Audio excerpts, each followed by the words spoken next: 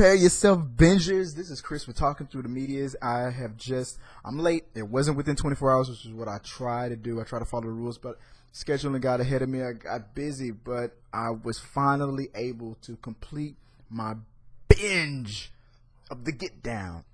You know, small part of the reason why I didn't get down within 24 hours was because I got to admit, the first episode, which was like a movie, it was like an hour and 30 minutes long, which if you actually break this down, this 6-episode series, part 1 series is like really 8 or 9 episodes.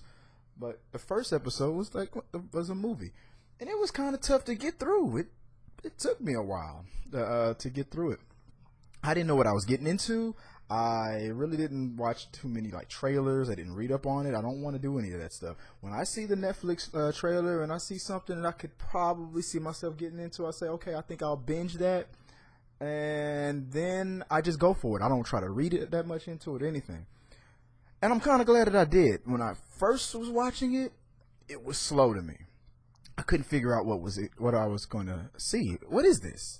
It's like, you can get into this series and you can interpret it in so many different ways. It's like a book of poetry, the Bible, the any holy book that you can think of. It's like one person can read it and see one thing, another person can read it and see a totally different thing. This whole series and the way it's written, it's like a motion. I'm doing my arms like this because I think of the ocean, the way the tide goes in and the tide comes out. You got kung fu. You got like Boys in the Hood. You got a musical. You got the Wizard of the Wiz. You got all kinds of elements in here.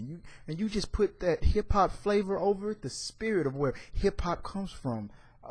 And from New York, when you got the Bronx, you got Brooklyn in the house. You got all of these things, and you intertwine into something, and you think the word original can never ever come out of hip hop. Or again, right? You think nowadays everything has been so remixed that the world can't be surprised. But this series, when I powered through the first episode, when I got to the second and into the third, oh my God, was this series what Netflix needs right now? I mean, I'm thinking, wow, okay, so Stranger Things blew my mind as far as horror, science fiction, but this, I can't.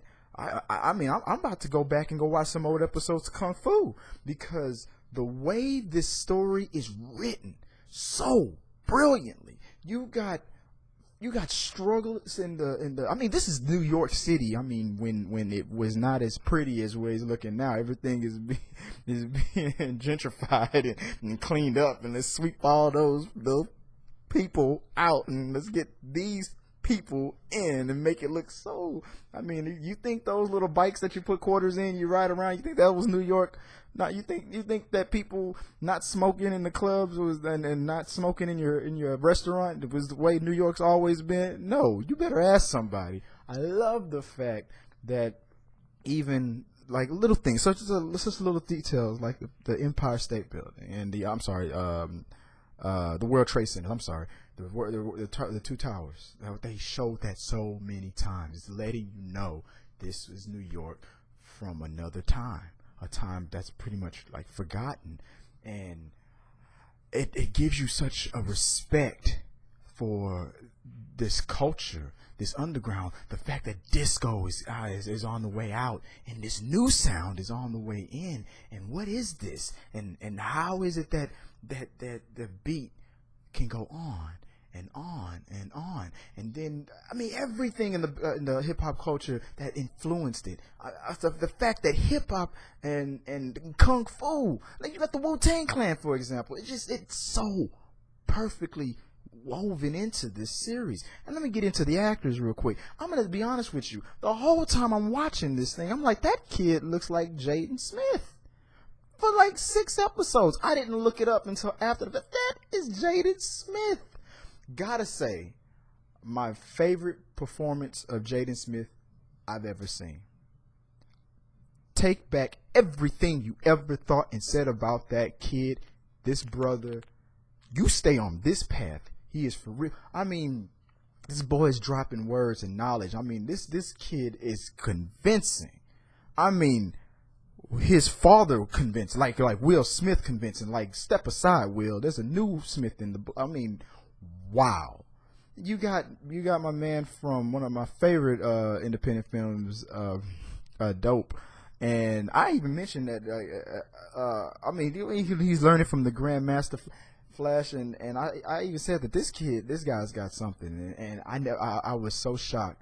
I thought it was gonna be Chance the Rapper. He was gonna be, but it turned out the. Let me look up the cast names again before I start butchering names. But moving on, another thing that I like about Shamik Moore, that's his name, and I mean, great performance by him. So this, I mean, and Justin Smith, who played Ezekiel, I mean, keeping the glue that's keeping this story together.